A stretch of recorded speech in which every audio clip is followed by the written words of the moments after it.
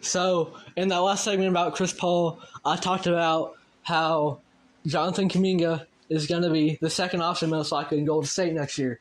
And you know, the reason he's going to be the second option in Golden State next year, because Klay Thompson has left the Warriors. He signed with the Dallas Mavericks on a, I believe, 3-year, $50 million deal. And this just, as a basketball move, this makes sense. As a fan of the NBA, it hurts though. Klay Thompson was just so instrumental in the Golden State Warriors dynasty. Him, Draymond, and Steph Curry were the heart and soul of that team, along with guys like Iguodala. And he was part of perhaps the greatest backcourt of all time with Steph and Curry, the Splash Brothers. And Steph and Dre are probably going to be lifers there at this point. I don't expect them to leave. But you know who else I didn't expect to leave? That was Klay Thompson. And I don't know if the Warriors could have offered them the contract that the Dallas Mavericks gave him, because it's not really that pricey, especially for a guy like Klay Thompson. You see some role players getting bigger contracts than that. And regardless, they've decided to part ways, and it's sad to see. Klay Thompson has just a great legacy over there in Golden State and in the NBA overall. There were talks that he should have been in the NBA 75.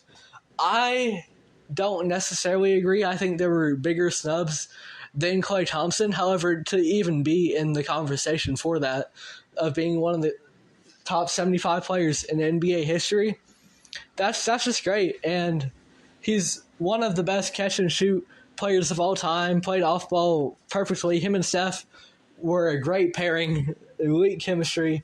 Steph's gravity was able to take guys off of Klay. Klay could get himself a wide-open shot and hit that three. Just a great player, man, and especially in Golden State, it was great to see. I feel like this is going to be like a Tony Parker situation.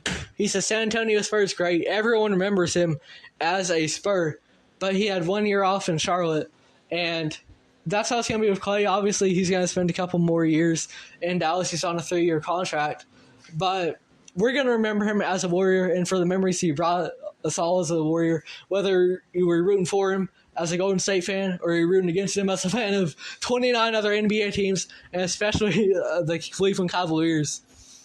It's sad to see him go, no matter where you stand on that side of the fence.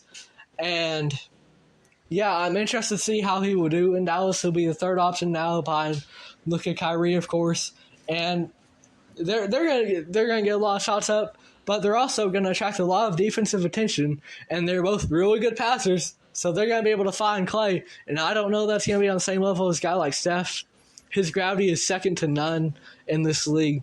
But there are going to be some open looks for Klay. He's going to get his shots up, and he's going to do good over in Dallas. Especially, he's not the defender that he once was, but he can still hold up his own on that end. And we know that backcourt ain't always the best at defending. So I love the fit of Klay in Dallas. I love it for basketball.